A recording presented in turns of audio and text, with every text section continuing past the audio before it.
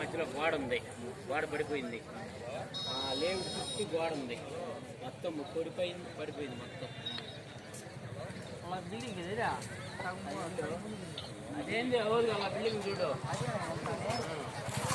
ఇప్పుడు ఈ రెండు లేఅవుట్ల మధ్యలో గోడ ఉంది స్వామి, ఆ గోడ పడిపోయింది మొత్తం. ఓన్లీ బిల్డింగ్ లో నిలబట్టి. ఇప్పుడు ఇది బిల్డింగ్ కదా, ఆ బిల్డింగ్ అది సగం నీళ్ళు వచ్చేది బిల్డింగ్, అది బిల్డింగ్. ముందుకు వస్తాయి